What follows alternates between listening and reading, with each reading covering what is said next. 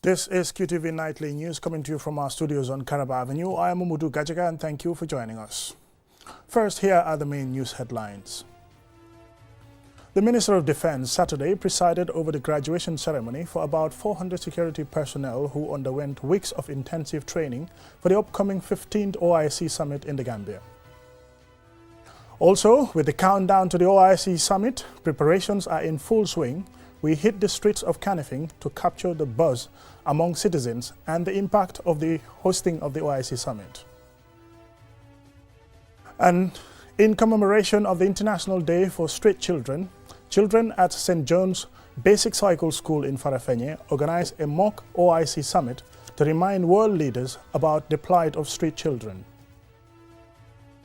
In international news, today, April the 27th, marked 63 years since Sierra Leone gained independence from Britain.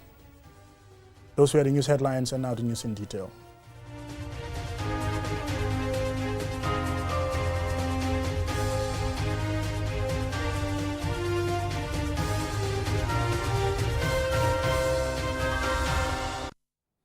Welcome and thank you for joining us. This is QTV News. The Minister of Defense Saturday presided over the graduation ceremony of about 400 security personnel who underwent weeks of intensive training for the upcoming 15th OIC Summit in the Gambia. Ansumana Esoinyasi has the details. Facilitated by 30 special forces from the Islamic Republic of Turkey and their Gambian counterparts, these personnel were selected from various security outfits. The training forms part of government's drive to strengthen the capacity of the country's security ahead of the summit. The Chief of Defense Staff of the Gambia Armed Forces, Brigadier General Mahmoud Ocham, acknowledges the importance of the training and extols Gambia-Turkey relations, in particular the military cooperation. This training program, generously conducted by the Special Forces Command of the Turkish Armed Forces at our request, represents a significant contribution in the ongoing development and modernization of our nation's defense and fighting capabilities. Retired General Sering Modunjai, Gambia's defense minister, and Fari Turka Oba, Turkey's ambassador designate to the Gambia, congratulates the officers, notably those awarded for their outstanding performance during the training. And as they underscore the impact such training will have on the officers, they acknowledge what they describe as fruitful military cooperation between their respective countries.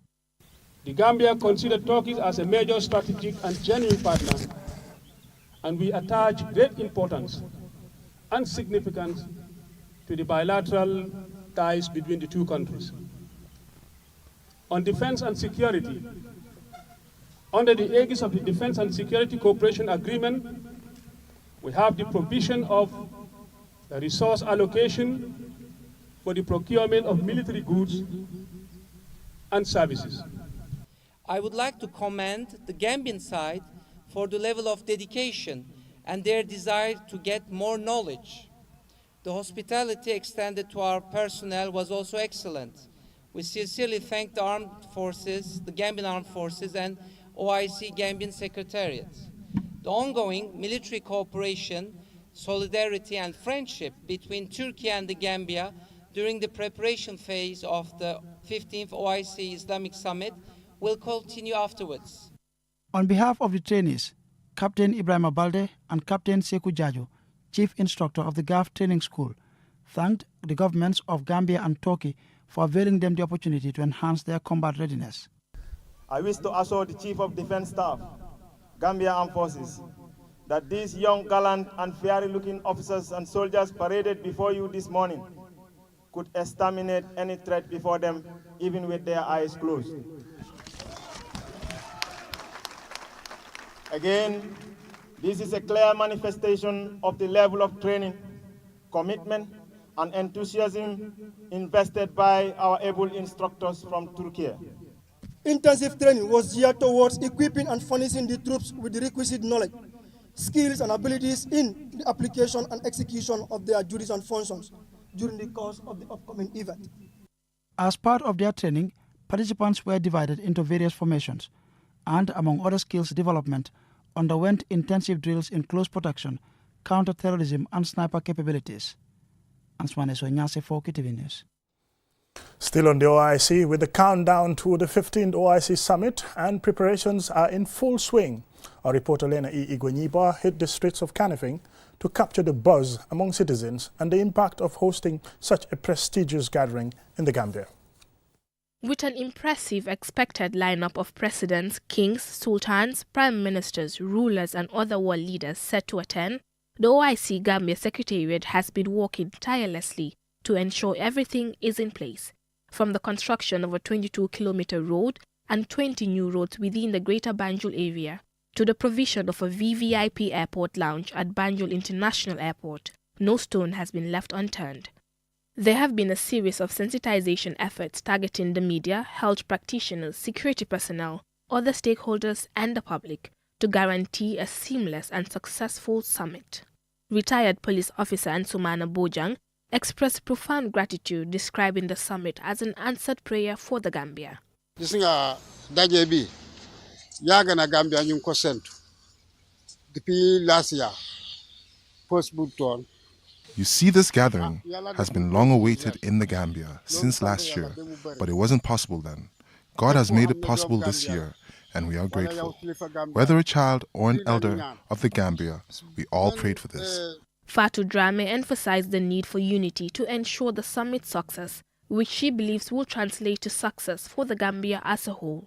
Irrespective of one's religion, irrespective of one's tribe, I think we should come together to support the government, I would say, to support the government and make this OIC a success, because we have different dignitaries coming from different countries. I think the smiling coast of Africa that we are known for, I think we should showcase it now and embrace it together. This will bring a lot of development for the people of the Gambia. Let's try and make this a success for everybody. Aliu Badara Pam urged youths to welcome the visitors with the hospitality the Gambia is known for.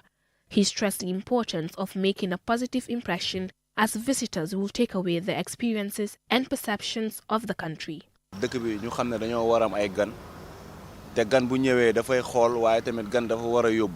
country is about to receive visitors, and when the visitors come, they will observe, but they will also take away impressions. I want these visitors, when they come, to take away good things about the Gambia and to recognize that the Gambia is a nice country. Now, the youth should welcome the visitors and not disturb them when they are in the hotels. The summit is expected to bring numerous benefits to the Gambia, including an enhanced international standing, a showcase of its rich cultural heritage, increased investment opportunities, and a boost to tourism. It is also expected to stimulate the domestic economy and support small and medium enterprises, highlighting the transformative potential of this historic event.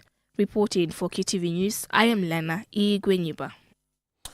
Now let's go to what should have been our first story, but due to some issues we couldn't bring you that story. Now we're going into the story. Ahead of next week's upcoming OIC Summit, President Barrow made an inspection of some of the OIC-related facilities, as well as some fully government-funded projects. Here is an excerpt. Well, the President of the Republic, President Adama Barrow, is accompanied on this inspection tour by senior government officials and, of course, contractors of various road projects within the Kanifing municipality and West Coast region. This inspection tour allows the President to gather first-hand information in terms of the progress made on these projects, but equally the challenges and what plans are put in place to mitigate these challenges. From Old Josuan to Brikama, and of course other road projects in Gunjur and Sanyang, the President inspected all the ongoing road infrastructure projects within the KMC and of course West Coast region. And he spoke to the press about his impression after the tour. Thank you very much, Sise. I think, as you said, it has been a long day. I think it's a very interesting day. You know that we are organizing the OIC, and it's on the 5th, that is next week, Saturday. Most of these projects, we mobilize the resources through the organizing of the OIC. That's why, as we are approaching it, I said I have to come out and see how we are progressing. But so far, I think we have progressed very well. But we still have work to do.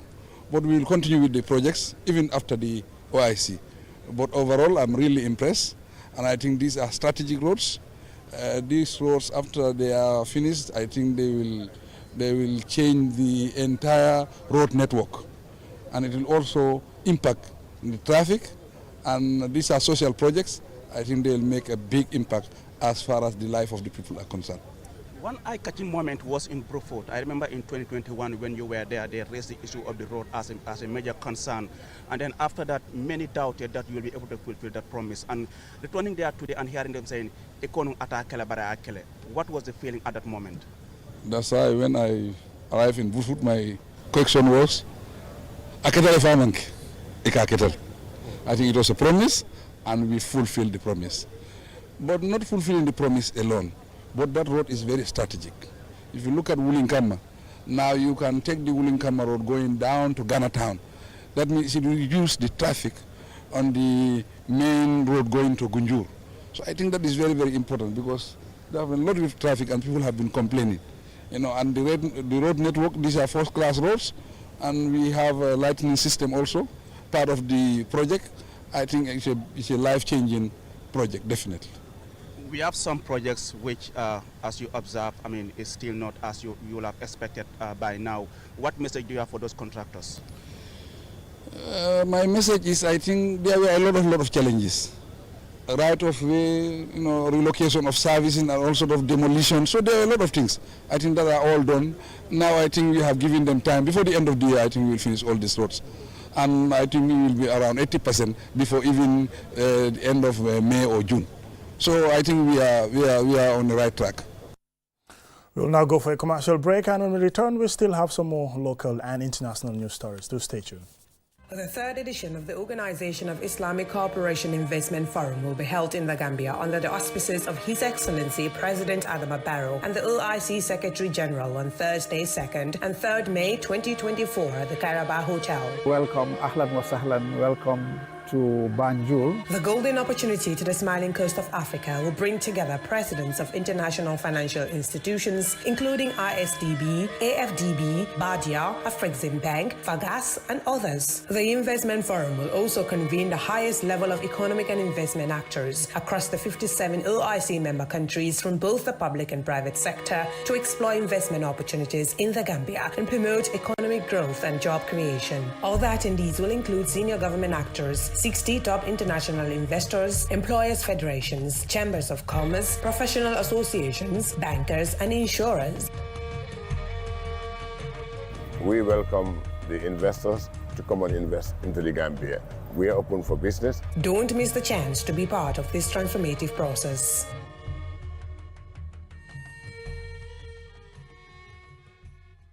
Gambia is proud to host the 15th OIC Summit on the 4th and 5th May 2024, the second largest gathering of world leaders, kings, presidents, rulers, prime ministers, along with delegates from 57 member countries of the Organization of Islamic Cooperation will gather in our beloved nation for this historic event.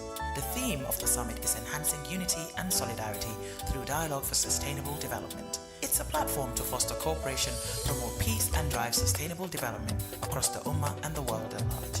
We call on all Gambians to unite and support the government as it strives to host a memorable and successful event.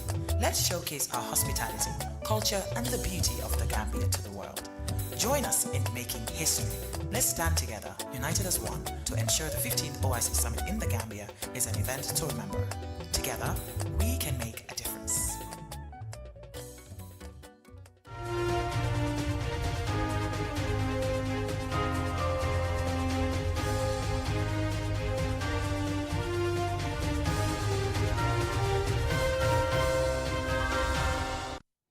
Welcome back, and thank you very much for joining us. This is QTV News.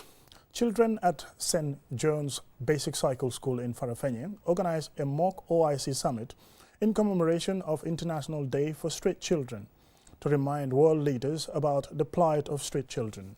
Don Williams filed this report. International Day for Street Children is commemorated on April 12th each year to recognize the humanity, dignity, and defiance of street children in the face of unimaginable hardships. Ahead of the OIC Heads of State Summit in the Gambia next month, the children at St. John's Basic Cycle School are happy to welcome the 57 OIC member states in the smiling coast of Africa. However, this mock summit is a clear manifestation of their commitments to highlight the vulnerability of street children. Leaders of OIC, welcome to the Gambia. Ami Saneh is representing Pakistan. She called on Israel and its supporters to protect the rights of children in Gaza. We urge Israel and the rest of the world to respect the lives of children. Enhancing unity and solidarity through dialogue for sustainable development is a very good thing, but does it filter down to street children? I call on foreign ministers to go back to our respective countries and prepare policies that will permanently take our kids off the streets. David Williams paid tribute to street children who have died and reminded leaders of the OIC that they have a pivotal role to play in both regional and global peace. Leaders and heads of government, let me make this opportunity to remind us all that we have 5 pivotal roles to play in both regional and global peace. Our discussion at this August gathering must not oversight the plight of street children or child beggars in our various countries and communities. Having said that, there is need to send to wealthy nations to come with solutions that will permanently take street children and child beggars out of the street. Aminata Kande, representing Senegal, said street children should be taken off the streets and given the protection and the care they deserve, and called for peace in Mali, Gaza, Sudan, and other countries experiencing conflict. International Street Children's Day has no significance on me until all children in Gaza, Palestine, Yemen, Sudan, and Mali are protected and live to enjoy their lives like me. Living in the rural Gambia and far from the OIC impact zone, these children say they will not be able to attend the OIC Summit at the Sadauda Karaba Jawa Conference Center. However, they say they will be watching it all on TV, and they hope that the plight of children, particularly those in Palestine, will be highlighted during the summit. The land of peace. Don Williams, QTV News. Kairaba Conservation and Leadership Organization, Kairasilo, on Wednesday held a circular economy symposium under the theme Waste Management and Transformation, Opportunities in the Gambia. The symposium is a key part of Kaira Close activities celebrating the centenary anniversary of Sir Dawda Kairaba Jawara, the Gambia's first Prime Minister and first President. Inspired by his visionary message in the Banjul Declaration delivered 47 years ago, the event focuses on exploring lessons learned and finding ways to manage waste for a circular economy, which aims to reduce waste and maximizing resource use through recycling and reuse, ultimately leading to a cleaner environment. Professor Sidat Yafa, Deputy Vice-Chancellor of the University of the Gambia and Director of Wascal Gambia, highlighted the late Sir Dawda's vision. The late Sir Dawda had a vision way before the United Nations conceived of setting up Biodiversity Convention in 1993. Sir Dawda had a vision 16 years before that, in 1977, when he came with his proclamation, the Banjul Declaration. Sir Dawda, yes, professionally he was a veterinarian, but he had a vision of how we should protect our flora and fauna. Bubu Pate Jallo, Chief Technical Advisor at the Ecosystem-Based Adaptation Project, representing the Minister of Environment, Climate Change and Natural Resources, mentioned the government's policies and legislative interventions regarding waste management. The Ministry of Environment, Climate Change and Natural Resources, through the NDC, has identified some activities that will contribute to reduction of greenhouse gases in the atmosphere. You must remember the NDC of the Gambia is really voted as one of the best NDC that is going to lead this country and also globally to 1.5. And we are going to launch that NDC by next month. James Bahum, Director of Corporation EM Holding, representing the President of the Gambia Chamber of Commerce and Industry, gave a private sector perspective of waste management and transformation opportunities in the Gambia. With the collaboration of government, creating the right environment, creating the conducive environment for a partnership based on the public, the private, to come together, and in fact the third sector, civil society organizations, come together to formulate policies that would bring these aspirations to reality. But also there are very many interests and benefits that communities and societies can have as a result of having an ambitious waste to energy program. Sir Dawda Kairaba Jawara died on the 27th of August 2019 at the age of 95 and was accorded a state funeral. In the coming months, a series of events will commemorate and honor the centenary of Sir Dawda Kairaba Jawara's birth and his conservation and leadership legacy. Activities will include a televised or radio roundtable discussion, planting 10 trees in Sir Dawda's honor at key locations, offering prayers at mosques and churches, hosting a youth conservation camp, validating a picture book, and concluding with an international conference on conservation and sustainable development.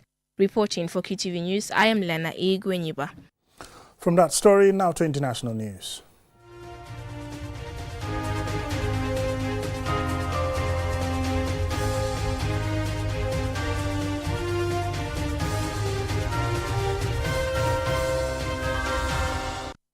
This year, April 27th, marked 63 years since Sierra Leone gained independence from Britain. Popular for its vast mineral deposits with rich culture and ethnic diversity, the West African country is still reeling from its turbulent past, with large number of its population facing abject poverty. QTV's Mahmoud Lamin Choi has the story. On the 27th of April 1961, at the stroke of midnight, Sierra Leoneans watched the Union Jack lowered and the hoisting of a new flag, green, white, and blue.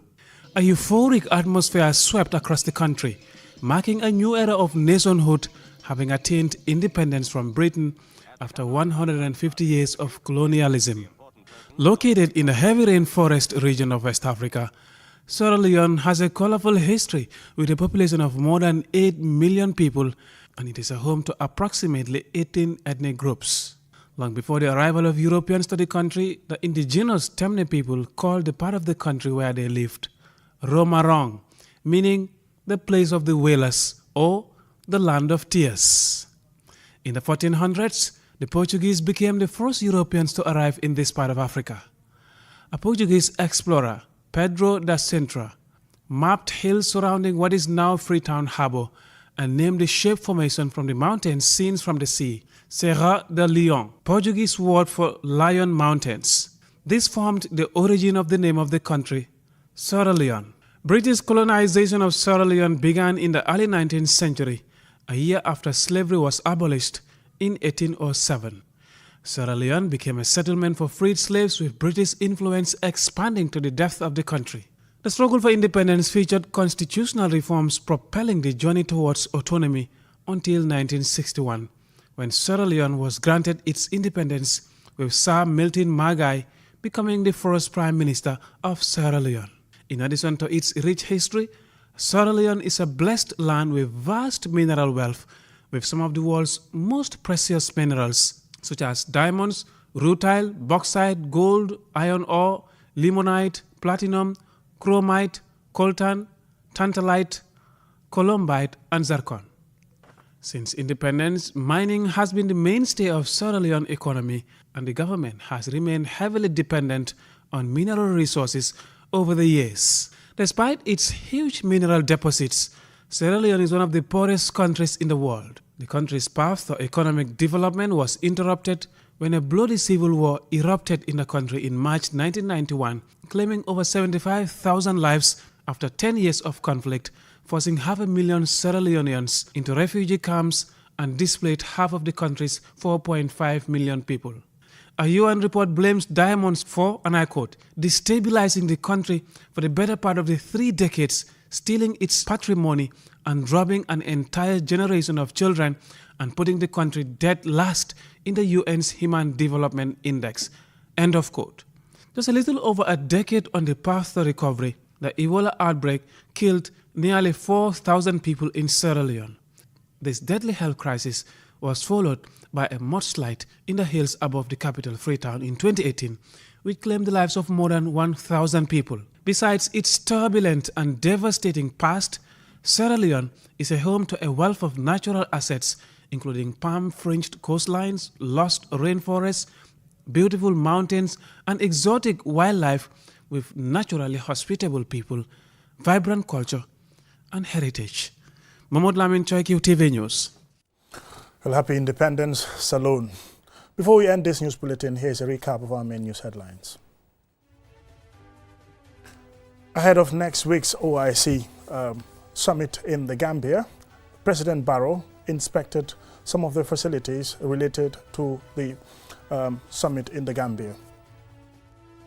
The Minister of Defense Saturday presided over the graduation ceremony for about 400 security personnel who underwent weeks of intensive training for the upcoming 15th OIC Summit in the Gambia. Also, with the countdown to the OIC Summit, preparations are in full swing. We hit the streets of Kanifing to capture the buzz among citizens and the impact of the Gambia hosting the summit. And in commemoration of the International Day for Street Children, children at St. John's Basic Cycle School in Farafenni organized a mock OIC Summit to remind world leaders about the plight of street children. And in international news, today, the 27th of April, marks 63 years since Sierra Leone gained independence from Britain. That's all we have time for in this bulletin of the news. Thank you very much for watching, and join Adedrahame and Momodou Mbodj for the weekend review tomorrow at the same time. Have a lovely night. Bye.